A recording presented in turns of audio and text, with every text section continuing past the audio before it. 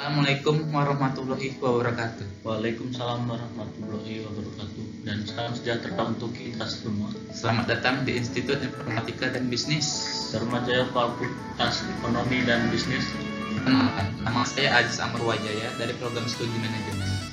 Dan perkenalkan, nama saya Aryo Argana dari Program Studi Manajemen. Satu lagi teman kita yang bernama Ahmad Naufal Halim dari Program Studi Manajemen yang tidak berkesempatan hadir saat ini dengan mata kuliah pengantar ilmu manajemen yang dibimbing oleh Ibu Novita Sari, Sarjana Sosial Magister Manajemen. Di sini kita mencoba mempresentasikan apa yang dimaksud dengan perumusan dan pelaksanaan strategi, pengertian dan tujuan manajemen strategis.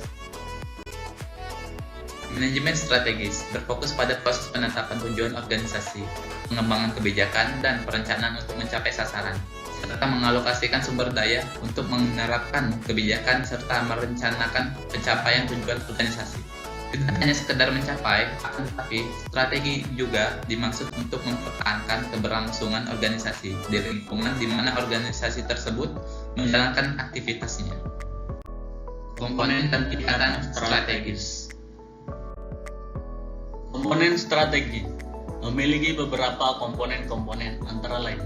Yang pertama, kompetensi yang berbeda. Yang dimaksud kompetensi yang berbeda adalah suatu yang dimiliki oleh perusahaan di mana perusahaan melakukan dengan baik dibandingkan dengan perusahaan lainnya. Dan yang kedua, ruang lingkup. Yang dimaksud ruang lingkup adalah lingkungan di mana organisasi atau perusahaan tersebut beraktivitas. Dan yang terakhir, distribusi sumber daya. Yang dimaksud distribusi sumber daya adalah bagaimana sebuah perusahaan memanfaatkan dan mendistribusikan suatu sumber daya yang dimiliki dalam menerapkan strategis perusahaan.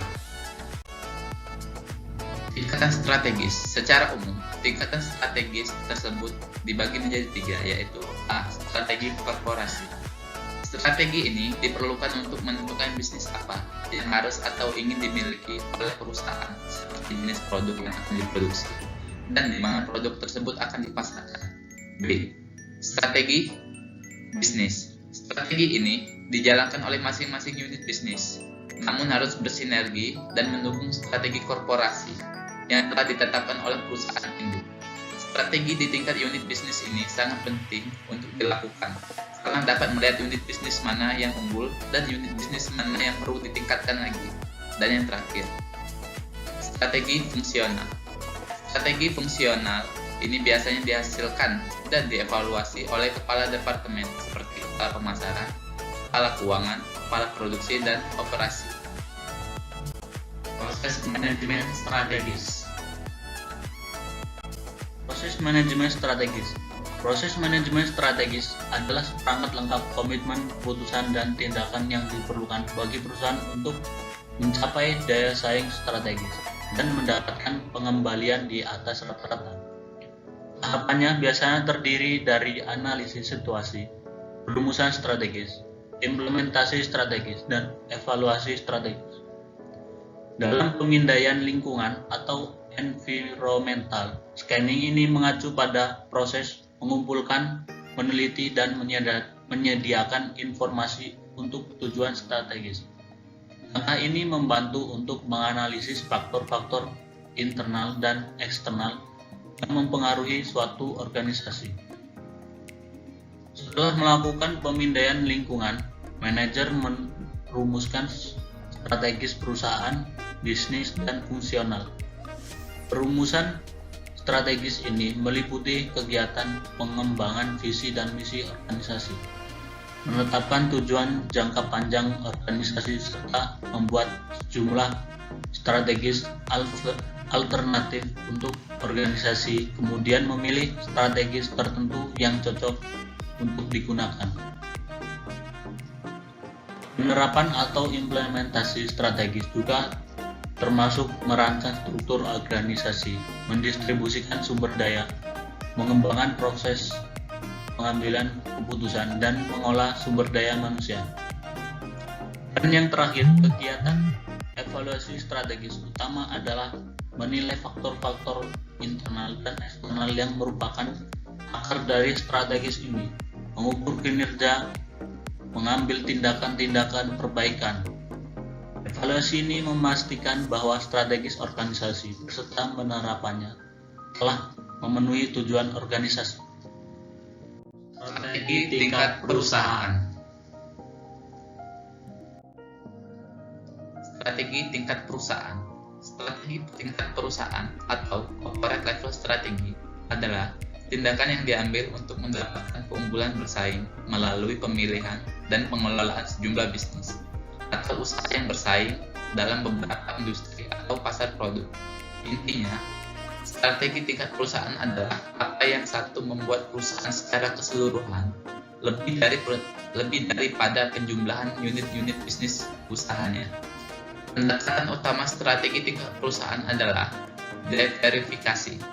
Strategi deverifikasi mengharuskan eksekutif perusahaan membuat suatu strategi multibisnis. Argumentasi yang mendukung penggunaan strategi diverifikasi adalah bahwa manajer perusahaan yang terverifikasi memiliki keahlian manajemen umum yang unik, yang dapat digunakan untuk menciptakan strategi multibisnis dan meningkatkan daya saing strategis suatu perusahaannya. Matriks BCG atau BCG Matrix adalah alat analisis bisnis yang digunakan untuk membantu perusahaan dalam mempertimbangkan peluang pertumbuhan dengan perencanaan strategis jangka panjang dan meninjau portofolio produk perusahaan tersebut agar dapat mengambil keputusan untuk berinvestasi, mengembangkan atau menghentikan produknya. Matriks BCG ini juga membantu perusahaan dalam menentukan pengalokasian sumber daya dan sebagai alat analisis dalam pemasaran merek, manajemen produk, manajemen strategis, dan analisis portofolio. Analisis portofolio produk adalah analisis dan evaluasi sistematis pada rangkai penawaran perusahaan. Tujuannya adalah memeriksa portofolio produk perusahaan untuk memahami apa jika ada yang harus dilakukan perusahaan untuk memperkuat portofolio.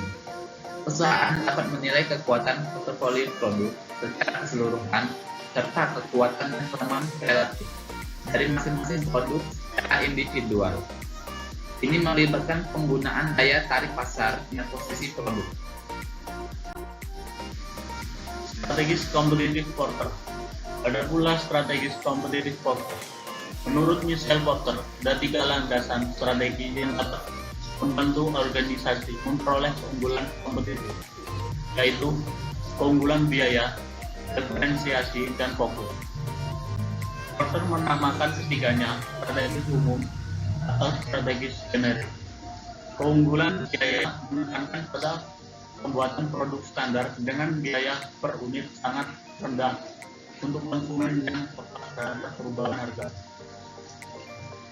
Diferensiasi adalah strategi dengan tujuan membuat produk yang menyediakan jasa yang dianggap unik dan seluruh industri dan ditunjukkan kepada konsumen yang tidak terlalu peduli dengan perubahan harga.